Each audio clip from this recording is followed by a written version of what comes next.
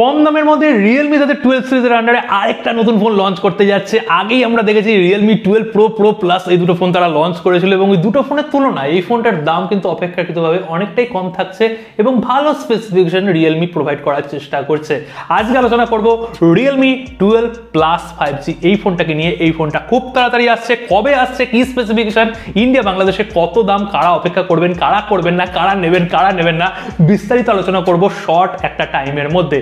আগের দিনে tech news দিয়েছিলাম, অনেকে কিন্তু টেক নিউজটা এখনো দেখেননি, অনেক কম সংখ্যক মানুষ দেখছেন ভিডিও। একটু ভালো করে দেখুন এবং ভিডিওগুলোকে অবশ্যই শেয়ার করুন, আর ভালো লাগলে সাবস্ক্রাইবটা করে যাবেন। তো বন্ধুরা দেখুন, রিয়েলমি 12 প্লাস 5G, হ্যাঁ এটা 12 সিরিজের আন্ডারেই একটা ফোন।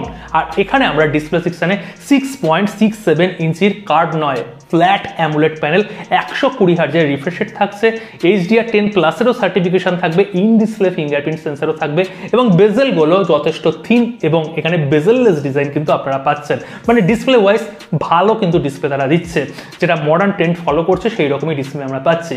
এবং ব্যাক সেকশনে এখানে ভেগান লেদার তারা ইউজ করেছে। আর এখানে দুটো কালার আপাতত লিক হয়েছে, 3 নম্বর কালারও কিন্তু আসতে পারে, হোয়াইট এবং একটা গ্রিনের মধ্যে। আর ওখানে সেই ভেগান লেদারে যে 12 প্রোতে আমরা ব্যাক সেকশনে পেয়েছি বা প্রো প্লাসে পেয়েছি, সেম টু সেম ইউজ করা হয়েছে এবং ক্যামেরাটাও কিন্তু সেই রকম রিং অনুযায়ী বড় একটা ডায়ালার দেওয়া হয়েছে। এছাড়াও প্রসেসর সেকশনে যেটা পারফরমেন্স আমাদের দেবে আলটিমেট, তো এখানে মিডিয়াটেক ডায়মেনসিটির আমরা 7050 প্রসেসর পাচ্ছি, 6nm বেসড একটা 5G প্রসেসর এবং এর আন্তর্জাতিক স্কোর হচ্ছে 5,60,000-70,000-এর কাছাকাছি। মানে 778G যে প্রসেসরটা রয়েছে স্ন্যাপড্রাগনের, তার থেকে এক স্টেপ নিচেই অবস্থান করে। এবং রিয়েলমি এই প্রসেসরটা দিয়ে তাদের 11 সিরিজের ফোনকে লঞ্চ করেছিল এবং লাভা নামক এই কোম্পানিটা অগ্নি 2তে এই প্রসেসরটা দিয়েছিল। মানে এই প্রসেসরটা কিন্তু একদম খারাপ নয়, কিন্তু মিড রেঞ্জের মধ্যে একটা ভালো প্রসেসর আমরা গণ্য করতেই পারি। আর এখানে ক্যামেরা সেটআপে রিয়েলমি চমক দিচ্ছে। হ্যাঁ, তাদের নাম্বার সিরিজে আমরা ক্যামেরা সেটআপ দেখেছি, পেরিস্কোপ ক্যামেরা, 120x এর জুম ফুম অনেক কিছু দেখেছি, ভালো সেটআপ, অবশ্যই আমি খারাপ বলছি না, কিন্তু এই ক্যামেরাটাও ভালো। এখানে আমরা ব্যাক সেকশনে 50 মেগাপিক্সেলের সনির সেন্সর পাচ্ছি, আবার OIS EIS দুটোই থাকছে। মানে মেন ক্যামেরা কিন্তু অনবদ্য দিচ্ছে। এছাড়াও আল্ট্রা ওয়াইড ক্যামেরা 8 মেগাপিক্সেলের আল্ট্রা ওয়াইড এবং 2 মেগাপিক্সেলের এখানে ম্যাক্রো ক্যামেরাও রয়েছে। কিন্তু ওই মেন ক্যামেরাটার জন্য কিন্তু এই ফোনের ক্যামেরা সেটআপ যথেষ্ট ভালো। এবং ফ্রন্ট সেকশনে আমরা সেন্টার পাঞ্চ হলে 16 মেগাপিক্সেলের সেলফি ক্যামেরা পাচ্ছি এবং দুটো ক্যামেরা দিয়েই কিন্তু আমরা ফুল এইচডিতে ম্যাক্সিমাম ভিডিও রেকর্ডিং করতে পারবো। তাছাড়া ব্যাক ক্যামেরায় আমরা 4K'রও কিন্তু সাপোর্ট পাচ্ছি। মানে ক্যামেরা সেটআপ কিন্তু এখানে ভালো, যেহেতু এখানে সনির সেন্সরটা তারা পুশ করেছে। ক্যামেরা দিয়ে ফটো তুলবেন, ভিডিও করবেন, আবার ফোনের মধ্যে গেম প্লে করবেন, ব্যাটারিও তো ভালো থাকা দরকার। এখানে 5000 mAh এর স্ট্যান্ডার্ড ব্যাটারি দিচ্ছে এবং আমরা বক্সের মধ্যে 67 ওয়াটের চার্জার ইন বক্স পেয়ে যাচ্ছি। টাইপ সি পোর্ট থাকছে, 3.5mm অডিও জ্যাকের ব্যাপারটা বলা যাচ্ছে না, থাকতেও পারে নাও থাকতে পারে। হাইবার্ড সিম স্লট থাকবে। আর এখানে ডুয়েল স্টুডিও স্পিকার কিন্তু থাকছে না, সিঙ্গেল স্পিকার থাকবে। সেটা স্টুডিও হবে না মনো হবে সেটাও বলা যাচ্ছে না, কিন্তু সিঙ্গেল এখানে স্পিকার থাকছে। আর অপারেটিং সিস্টেম আপনারা মোটামুটি জানেন, অ্যান্ড্রয়েড 14 এর সাথে রিয়েলমি UI এর পুরো লেটেস্ট ভার্সন কিন্তু আমরা পেয়ে যাচ্ছি। এছাড়া এখানে দুখানা অ্যান্ড্রয়েডের আপডেট আসবে, 14, 15 এর আপডেট থাকবে এবং 3 বছর সিকিউরিটি প্যাচ লেভেলেরও আপডেট পেয়ে যাবেন।